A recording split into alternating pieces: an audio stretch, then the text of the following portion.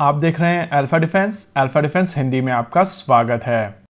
आज के इस वीडियो में हम लोग बात करने वाले हैं LCA तेजस मार्क 1A के बारे में। साथ ही समझने की कोशिश करेंगे कि क्या भारत रशियन इंजन का प्रयोग करते हुए LCA तेजस मार्क 1A प्रोग्राम के साथ चल रही परेशानियों को दूर कर सकता है। भारतीय वायुसेना ने LCA तेजस मार्क 1A के लिए अमेरिकन इंजन मेकर GE के F404 IN-20 इंजन को सेलेक्ट किया है। ये वही इंजन है जो तेजस मार्क 1 में यूज किए जाते हैं और इस रिक्वायरमेंट को ध्यान में रखते हुए भारत की तरफ से 99 GE F404 IN-20 इंजन का ऑर्डर दिया था। इस पॉइंट ऑफ टाइम पर इस इंजन की सप्लाई चेन में काफी परेशानियां हैं और GE लगातार कोशिशों के बावजूद इसके प्रोडक्शन को रैंप अप नहीं कर पा रहा है। इन 83 यूनिट LCA मार्क 1A के लिए फरवरी 2021 में डील साइन हुई थी और तभी इन इंजन का ऑर्डर दे दिया गया था। उस समय आइडिया था कि भारत को अपना पहला इंजन 24 महीने के बाद मिल जाएगा, लेकिन आज तक GE की तरफ से इस 99 इंजन की डील का एक भी इंजन भारत को डिलीवर नहीं किया गया है। मार्क 1A एयरक्राफ्ट के प्रोडक्शन को स्टार्ट करने के लिए भारतीय वायुसेना की तरफ से अपने पास मौजूद स्पेयर इंजन्स का प्रयोग करते हुए पहली 2 यूनिट रोल आउट की गई हैं और इस समय भारतीय वायुसेना की ऑपरेशनल स्क्वाड्रन्स के पास में कुछ और स्पेयर इंजन्स अवेलेबल हैं। लेकिन अगर इन स्पेयर इंजन्स का प्रयोग करके LCA मार्क 1A बनाए जाते हैं तो इन स्क्वाड्रन्स की ऑपरेशनल कैपेबिलिटी काफी हद तक घट जाएगी।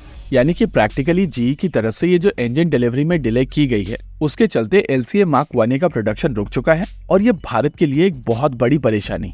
इस सिचुएशन को देखते हुए भारत के पास अवेलेबल ऑप्शंस को अगर आप वैलिडेट करेंगे तो आपको समझ में आएगा कि रोल्स रॉयस और साफरान के ऑप्शंस तो हैं, लेकिन इन ऑप्शंस का प्रयोग करने के लिए अभी इंजन्स बनवाने पड़ेंगे और इस पूरे प्रोसेस में 3 से 5 साल तक का समय लग सकता है। रही बात रिक्वायरमेंट की, तो रिक्वायरमेंट आज है और उसको कंसिडर करते हुए रशियन RD-33 छोड़कर कोई भी वायबल ऑप्शन इस समय भारत के पास में मौजूद नहीं है। वैसे हम में से बहुत सारे लोग चाहेंगे कि यहाँ पर भारत का अपना खुद का इंजन बने और कावेरी इंजन इस रिक्वायरमेंट को पूर्ण करे, लेकिन पिछले 14 साल से हम लोगों ने इस प्रोग्राम को फंड नहीं किया है और पिछले 1 साल से दोबारा से इसकी फंडिंग शुरू की गई है। ऐसे में आपको रिजल्ट कल नहीं मिलेंगे और यहाँ पर यह समझना बहुत जरूरी है कि जिस तरीके की फंडिंग भारत सरकार की तरफ से दोबारा इनिशिएट की गई है वो केवल कॉन्सेप्ट प्रूफ करने के लिए है।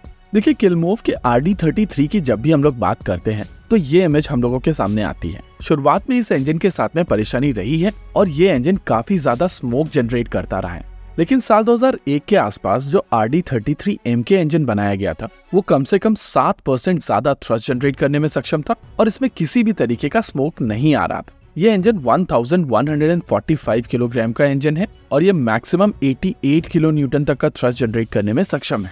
इंटरेस्टिंग चीज ये है कि इन इंजन्स को इस समय भारत में बनाया जा रहा है और ये वही इंजन है जो MiG-35 में प्लान किया गया था। प्रैक्टिकली ये इंजन अच्छा है, लेकिन रशियन इंजन बाय डिफॉल्ट कुछ प्रॉब्लम्स के साथ में आते हैं। लेकिन यहाँ पर इम्पोर्टेंट चीज ये है कि जिस तरीके से GE लगातार नई टाइमलाइंस प्रॉमिस कर रहे हैं और बाद में उन टाइमलाइंस को रेस्पेक्ट नहीं कर पा रहा है, उसको ध्यान में रखते हुए भारत को अल्टरनेटिव रखने पड़ेंगे। और क्योंकि इस पॉइंट ऑफ टाइम पर ये इंजन्स देश में बनाए जा रहे हैं, उसको ध्यान में रखते हुए अगर एक LCA तेजस के साथ में इसको इंटीग्रेट किया जाता है तो GE के ऊपर भी प्रेशर बनेगा।